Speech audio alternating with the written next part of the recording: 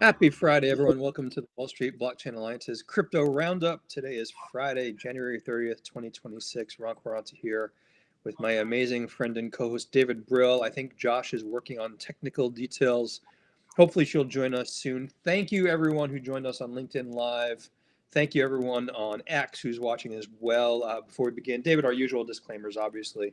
Please keep in mind that nothing we're discussing is any type of advice whatsoever. And the things we're really talking about are our own personal opinions, not necessarily the opinions of our respective firms. David, from the 2-acre beachfront compound in Florida, you're probably unaware. I did text you this morning. I woke up to 4 degrees Fahrenheit in the Central Jersey compound.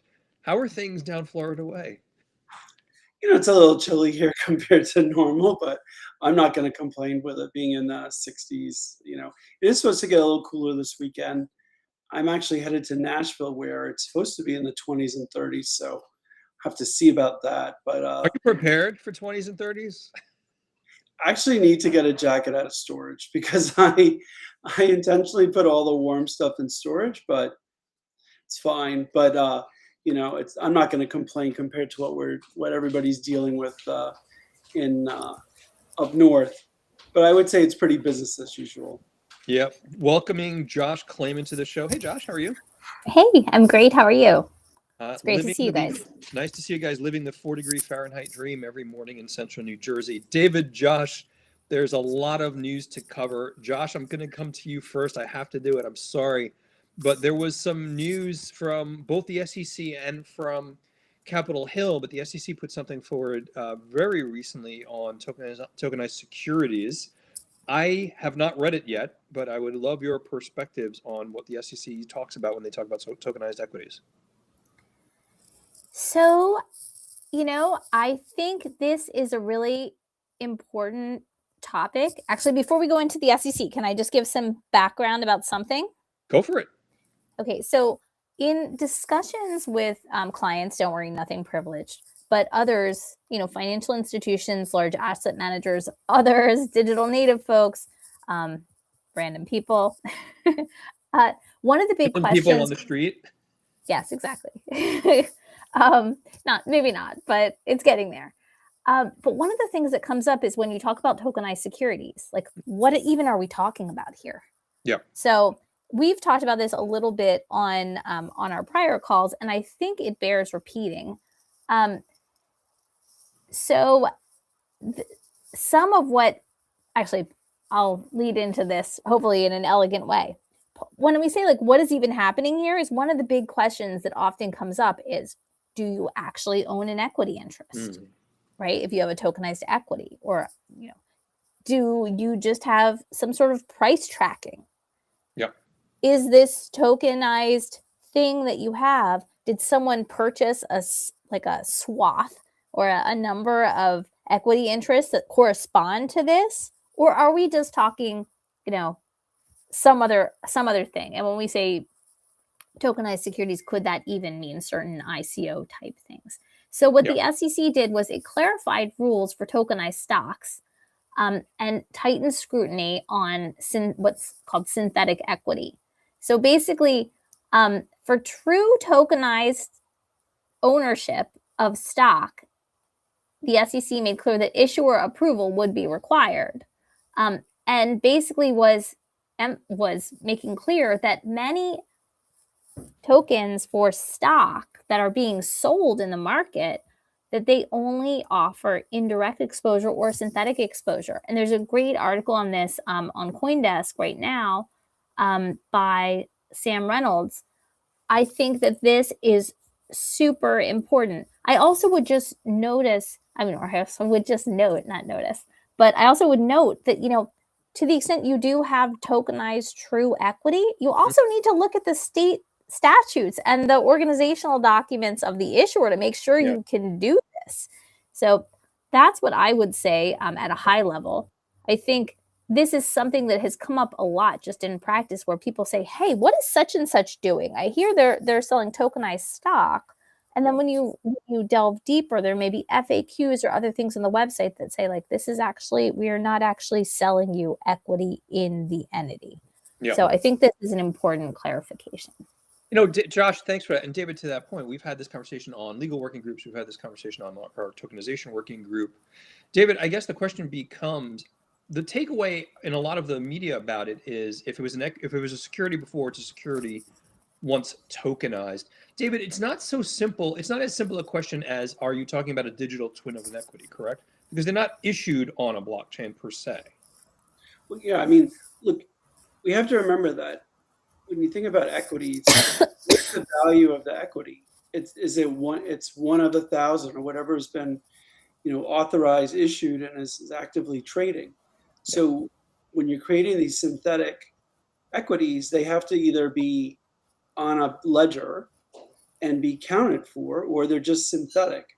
Mhm. And so one of the things I would wonder is, and maybe Josh knows this, is, my view would be that a synthetic tokenized, equity of a stock, that's trading, I don't think that would be getting like the dividend that goes along with it. I don't think they could vote on, corporate matters. So Yeah. I think it's really, a synthetic marker almost to trade in something and get the volatility in a certain stock without the benefits. Yeah. Yeah. So, Josh, go ahead. I was just going to say, one of the big things that comes up is like, okay, well, why is there this lack of, I don't want to say lack of clarity because that's like bleeding in from other things, but like, why is it so hard sometimes? Yeah. And is it intentional sometimes that it's so hard to tell exactly what you might be buying, right? Like if the issuer doesn't even know that this token exists, right? Yeah. And you think that you are holding equity in the issuer, that's an informational mismatch. Right. And that is something where, we have a disclosure regime. And I just think these things are very important. And I'm frankly really glad that the SEC has issued this guidance, because I'm telling you, like day to day, probably for you guys as well, this comes up in conversation. Every day. Yeah. We were at happy hour in New York City yesterday, Josh, and it came up through happy hour. David, Josh, to that point, though, David, you raised something a bit earlier, and we had this conversation earlier this week with a bunch of WSBA members. It implicates a lot of different components in the issuance world. I mean, we're talking about transfer agents, we're talking about corporate actions, we're talking about dividends. I guess the question becomes, David, is that legacy ecosystem prepared for tokenized equities, or does more work need to be done? Well, I think more work needs to be done. And in one instance, it's, how do you harmonize if you're going to have tokenized equities trading? Yeah. You're going to have one ledger for DTCC, and then you're going to have another ledger at another, a transfer agent. And, there has to be harmonization of those things and a way to track it. And I do agree, like with the SEC, that the issuers need to know about it. You can't have people selling, shares of stock that the issuer doesn't know about. So I think there's a lot of plumbing that needs to be done. And then I think, people have to understand the use cases. So why do you want to own a tokenized share versus a regular share? And do you want the protections that you get from a DTCC, or do you not need those protections? I think there's a lot of things that need to be worked through. I do think that it does make for a more efficient market over time if we get to that place. But I don't think a lot of people right now need those tokenized shares. It really is like, what do you intend to do with them? And Josh, Ron, like if you want to borrow against your shares, like maybe the world will evolve quickly to the point where having tokenized shares allows you to borrow against them. Maybe you can post it in DeFi and things like that. But I think that all needs to get fleshed out in more detail. Yeah. And Josh, just building on what David mentioned, what is that benefit outside of the fact that people keep running around saying, well, you can, if it's tokenized, you could trade it 24/7. What else is there right now in the absence of that structure? I mean, are we talking about the ones that are synthetic? I'm just going to call them synthetic. Yeah.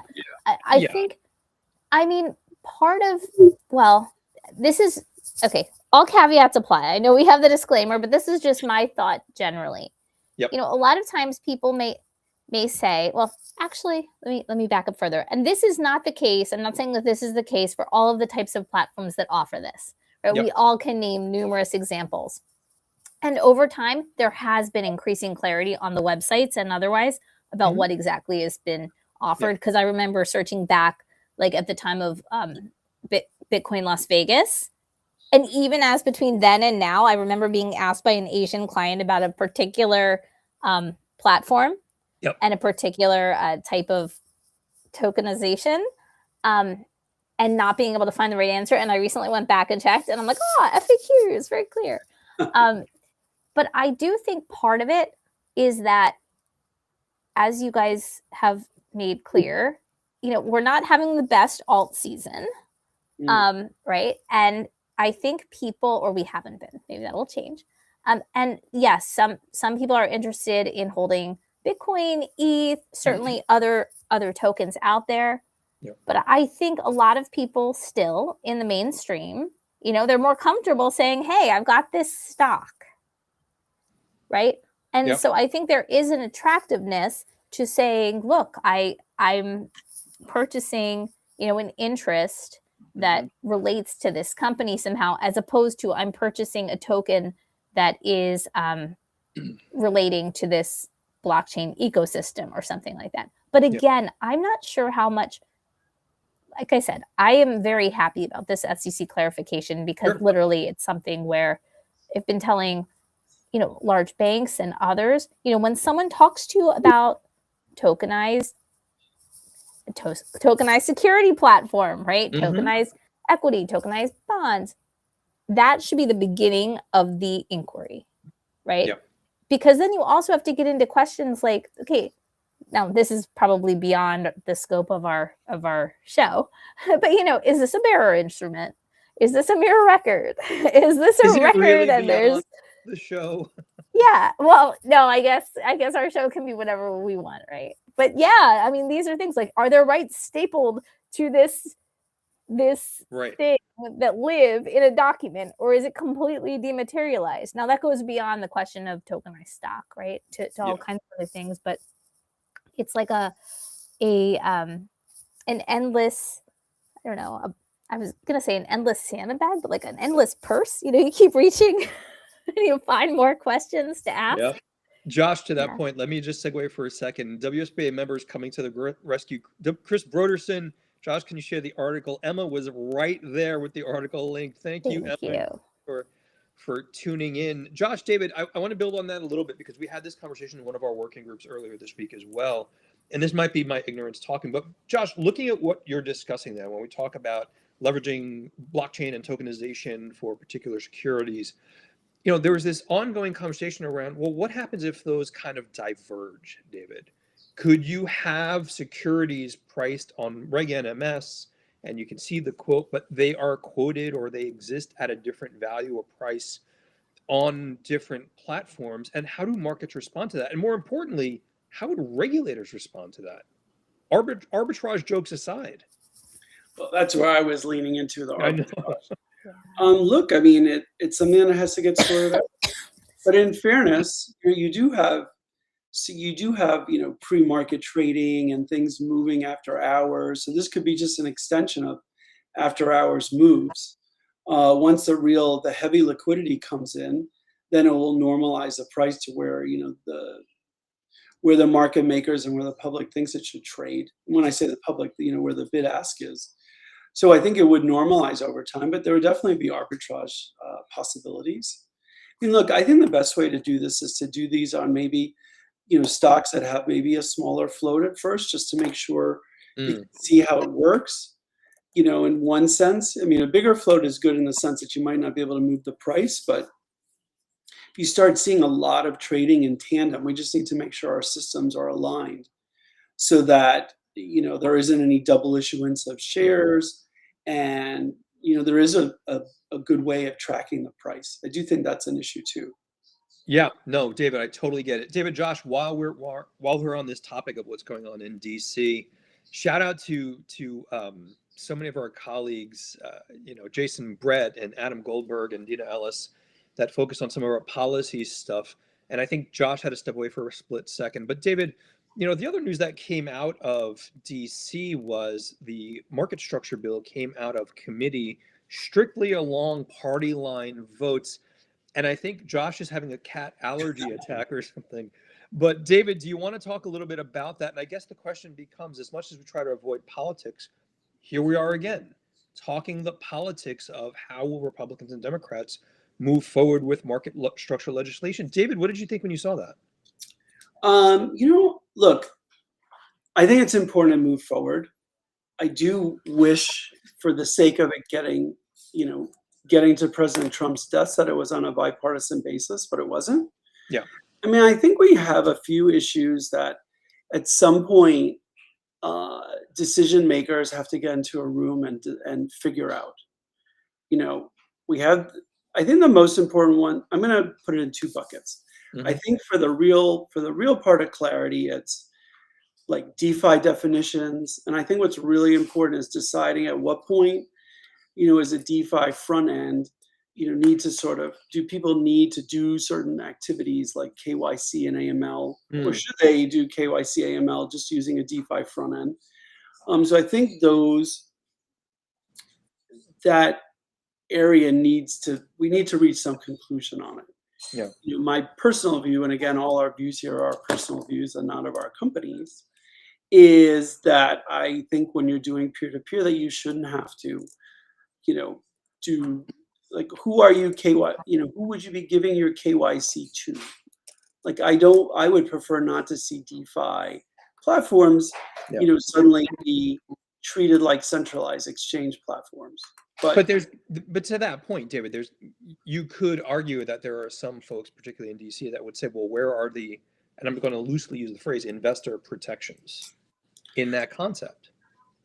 Yeah, I mean, look, I think if you're trading peer-to-peer, whatever investor protections need to exist would really need to exist on the execution side, so that you are agreeing in this peer-to-peer marketplace to pay $5 or let's say $1.75 for an XRP token. Yeah. That there's execution and delivery, that the person who sells the tokens receives the money for it, and the person who sells the crypto receives the crypto. Like, that exchange takes place. I think the investor protection needs to happen, with regards to the execution on the peer-to-peer platform, and not on regulating the peers that are involved in that platform. Yeah.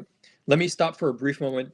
Josh, Emma is on fire with the link. So Emma, thank you so much for sharing those. Josh, Yeah, I get David's point on the DeFi and peer-to-peer stuff. Weigh in on this. What were your thoughts about this kind of party line vote out of committee, and where do you think it goes from here? I mean, I agree with David. It would have been better to get something on a bipartisan basis. But, getting something out of committee at all, I feel like is a big step. I feel like it, especially given what happened in the past week, right, with the 11th hour actually, I shouldn't call it that, but with the changes in support to certain markups.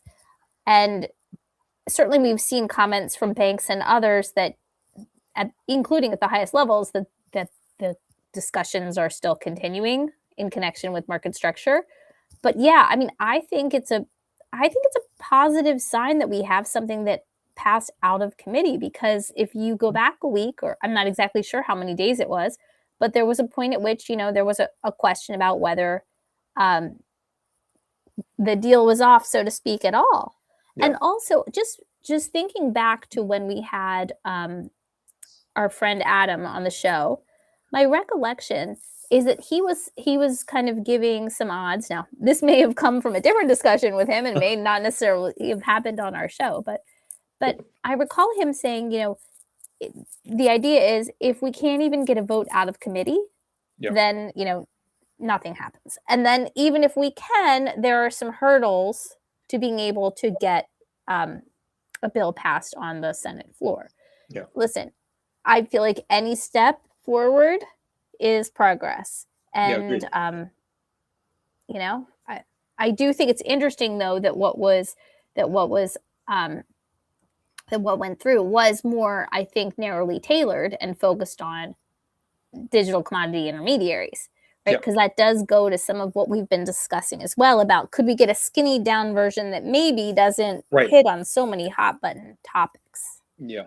So Josh, as a follow-on to that, we can't avoid the conversation, David, about SEC and CFTC. They've gotten some joint task force work undergoing. We've got Selig there at CFTC.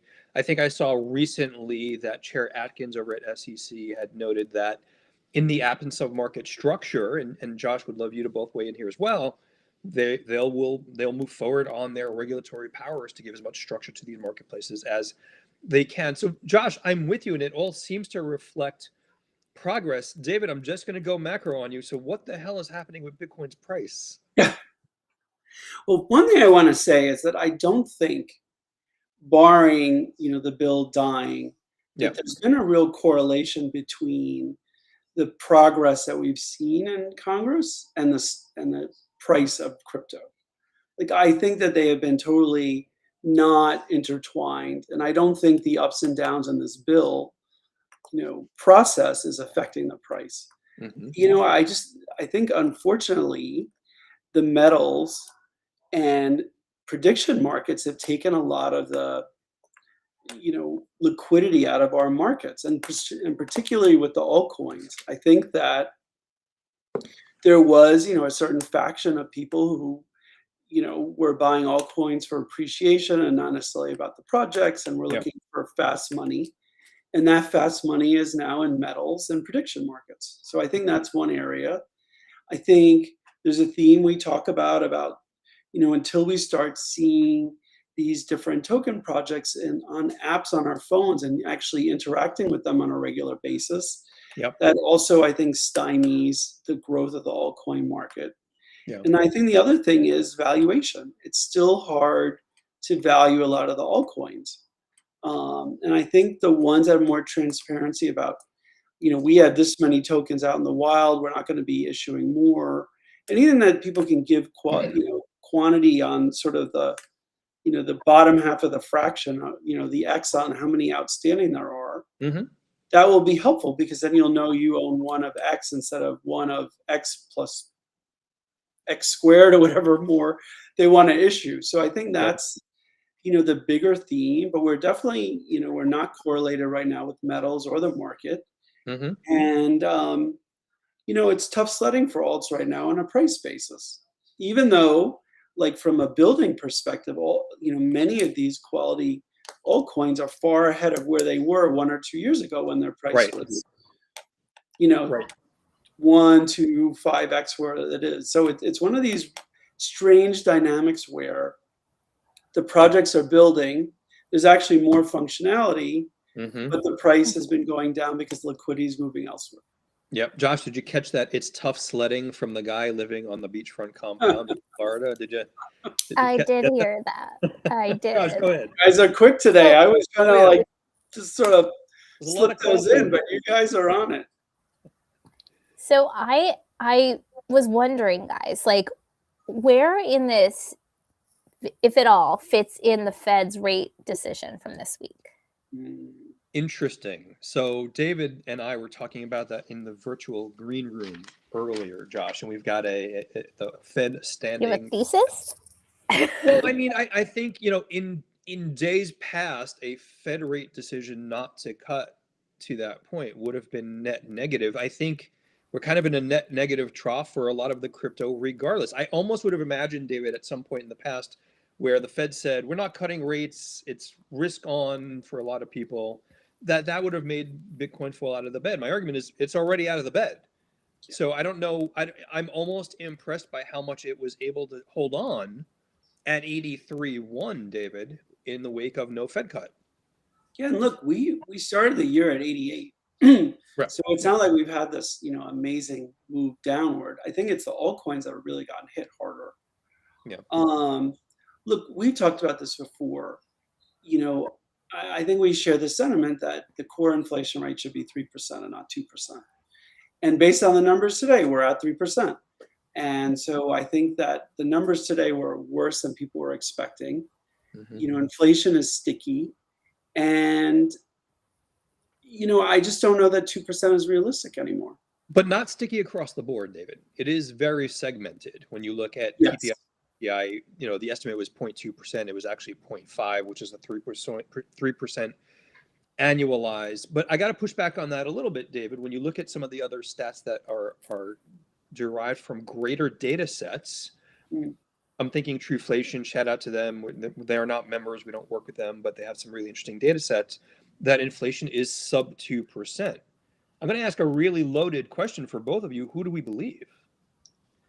I like the methodology that Trueflation uses, Yeah. but ultimately the market is not trading on their methodology right now, and hopefully it does at some point, or migrates a combination. But I think people are viewing it higher, and I think one of the other things that's interesting is that the goods aren't necessarily more expensive. It's that services being provided around the goods are more expensive, which is another interesting nugget. So I think, and I think there's a little bit of tariff in play as far as people are not sure what the tariffs that exist in the moment, are they going to change or not? But ultimately, it is a little stickier, and oil's back at 65. So I think, right now the idea of a rate cut in March is pretty much off the table. Agreed. Josh, when the claimant family office calls you for the Monday morning meeting, do you see it the same way? I mean, if I'm being as transparent as possible about this, I haven't been following the methodology of Trueflation. So I just want to be like, fair. Now it's another thing for me to look up. But I just, for those listening at home, I never want to, pretend I'm clued in on something. But what about you, Ron? What do you think about that? I'm sort of in the David camp. I want to believe that there are better data sources. David, you and I and Josh have spoken about this for years. That things like unemployment data and inflation data are just kind of clunky. They're not efficient. They're really de minimis subsets of the overall, 20-something $20 trillion economy. But that's what we've got to work with. And the more you get settled into that, the more you realize they'll act on 3% inflation. And David, I'm going to say it. They're never going to call the terminal rate 3%. They're just not going to. They'll keep aiming for 2% and they'll never get there, in my opinion. I mean, I think at this point it should be 3%. I think that's more realistic. And listen, when you and I meet with the Fed. I mean, look, clearly they're very smart people who have divergent views on this, and but it just feels like to me, that's a new normal. So, David, Josh, that segues us into something I never thought we'd talk about. I'm old enough to remember there was a time the three of us could walk down the street and grab a random person and say, hey, who's the chair of the Federal Reserve? And they'd have no idea who or what we were talking about. Everyone seems to know now. And this morning we got an announcement about the proposed nomination for a new Fed chair. There's a process behind that, including Senate confirmation. David, I'm almost surprised at least how the crypto market responded to that. I don't know Kevin Warsh at all. No, he was a former Fed governor. He comes out of private financial markets. David, is any of this relevant for the crypto ecosystem? I mean, look, I think people who understand the crypto markets and the role that they can play, I think that's really important. Okay. And then, look, there's a famous expression like, everybody thinks they can take a punch until they get hit in the head. I paraphrased Mike Tyson's, one of my favorite ones. Everyone's got a plan until they get punched. Everybody's got a plan until you get punched in the face. Yep. Everybody's got a history until they step into the shoes, and then they're sitting in the office. So I think, you have to wait and see and look at what the person's views are, when they take the position, if they're confirmed. So I think it's good that he is aware of the role that crypto can play. And, I heard one interesting commentary that, the crypto markets can be a little bit of a check and balance on fiat, which I think is sort of an interesting concept and something we've talked about. So, Look, I think that the markets seem to be happy with this, and the crypto markets haven't, fallen out of bed over it. So I think people are more focused on the data right now. And I think that, one other thing I want to mention, and obviously we don't want any geopolitical activities to go on. I think there's a very strong likelihood something's going to happen in the Middle East. And the last time that happened, we saw, a significant downturn in the market. So it's another weekend coming up. It could be one of these, something happens over the weekend and then we see a big move over the weekend. So I think people are like, I think on the traditional side, people want to be out of positions for this weekend. Yeah. They want to close out positions. And I think in crypto, to some extent, maybe people are feeling the same way. Yep. That's not investment advice, as everyone always hears us say, David. And you brought up something really interesting. I want to dive into it a little bit. But Josh, I'm sorry, did you have something to add? Oh, I was just gonna say, it was reported, although I didn't hear it directly, but it was reported that Chairman Powell had advised, given some advice for his successor not to be involved in elected politics, which I thought was rather interesting. And just a little bit about Kevin Warsh. I understand that he was a former Fed governor. Yeah. And I also, I've been hearing just from various pockets and in the media that some people believe that he's kind of bearish on crypto.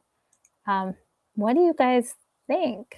I mean, so I've read some of those articles as well. And again, full disclosure, I don't know the proposed new chairman of the Fed. I just know what's publicly available. He was, if I recall, was relatively hawkish, David, as a Fed governor. Yep. But look, you leave those roles after several years. You take 5 or 10 years in a different field in financial markets. It informs your decision.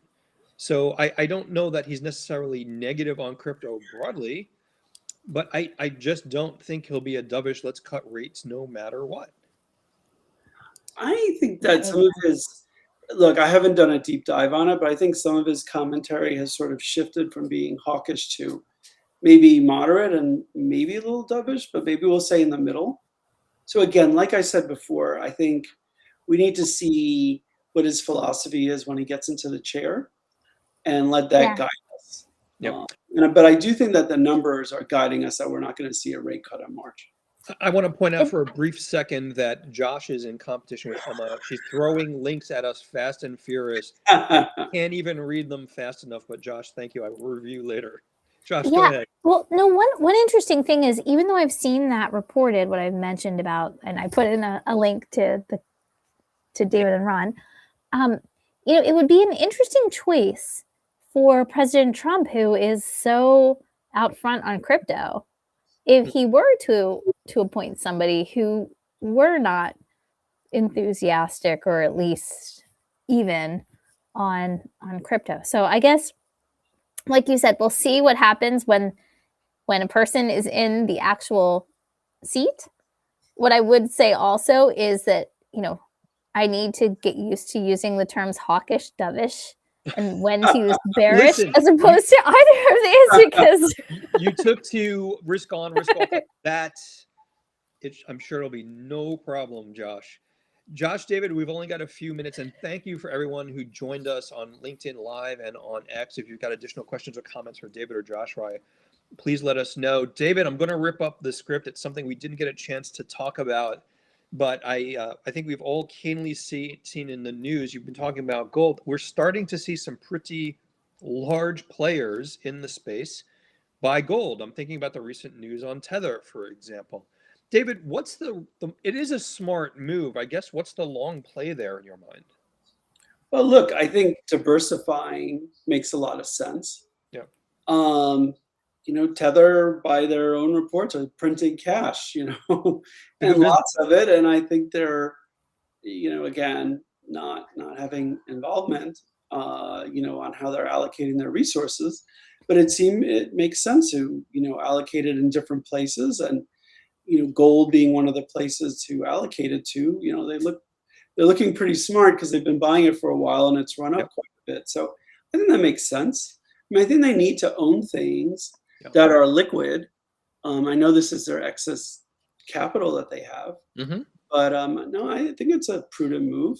David, is this a contrary signal on things like treasury purchases for the large stablecoin providers? I don't think so, because I think all the assets that are backing the stable coins have to be in very liquid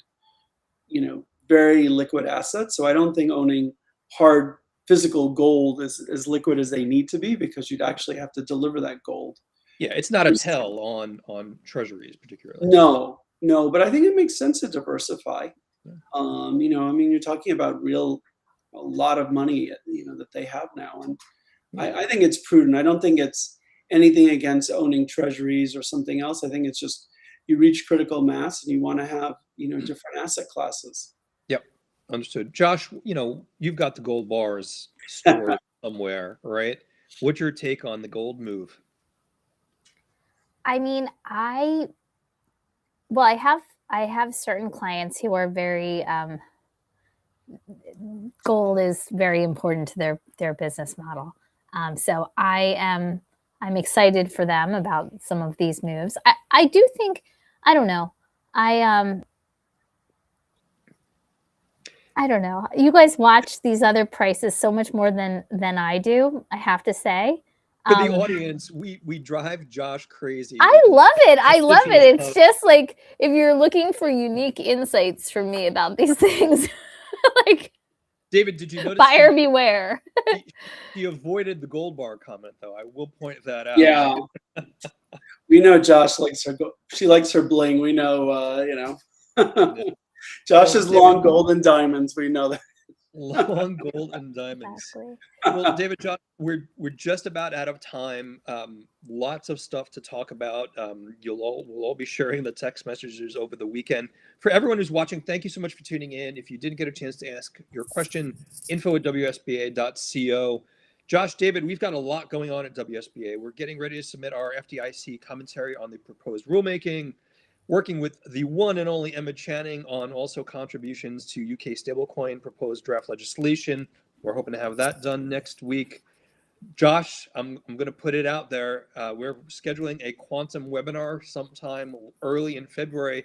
And for those of you who don't already know that David and Josh are polymaths, Josh has already forgotten more about quantum computing than I'll ever know. Josh, you're going to be with us on that webinar. Hopefully. I'm not sure what that date is. And we're planning our April trip to Washington, D.C. It'll be interesting to see what comes out of the Washington, D.C. between now and then. David, Josh, what are you doing this weekend? One of you's got.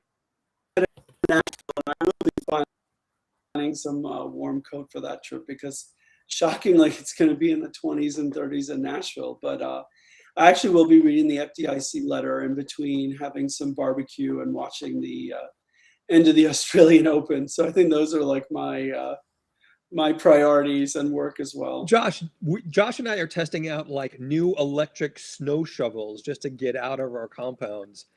He's he's doing barbecue, Josh. Maybe a flamethrower, Ron. Seriously, I keep seeing that. One thing I would not recommend if anyone is contemplating this is if you run out of salt, do not follow advice to use kitty litter. I will say that was given as advice locally for steps and decks and things like that. And I can tell you that on the first floor of my home, I now have a lovely coating of what seems to be like it became liquid, the kitty litter from outside, and like now is like on the floor. So I will be this weekend figuring out a way to remove that. Fortunately, not on like rugs or something, but just on the floor because it gets all over shoes. Just don't do it. Do not do it. But as for what I'll be doing this weekend, so Ron, when you were talking about like, am I having a cat allergy? Well, no, but I'm overrun with like liquified that then turned into a powder of kitty litter. But for this weekend, apart from this, Emma, it was desperate times. Emma, you have no idea what the weather was like here in Central Jersey. It was snowpocalypse. Yes, and but yeah, so this weekend, some of my kids are in a showing of Shrek Kids, Shrek Junior, the musical. So I have a Fiona, a donkey, and one of the three little pigs. So I will be doing that. They have opening night tonight, and then they have a matinee tomorrow. So that will be what I'm doing other than dodging snowflakes if we end up getting hit. But what about you, Ron?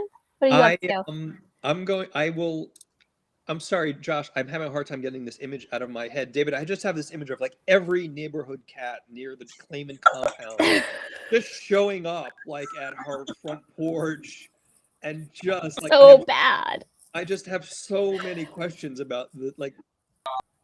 Anyway, I've got a nice bottle of Sauvignon Blanc waiting for me. I will be finishing with the team, the FDIC commentary. Emma, I'll be reaching out to you. Emma and the team have been working with us on UK commentary. Chris Broderson, it was great to see you at our happy hour last evening in New York City. Hopefully going to be a quiet weekend. I doubt it will be. David, Josh, thank you both so much. David, your usual visage is a little blurred, but it is good to see you both. Have a great weekend, everyone. We will be back next week. Take care.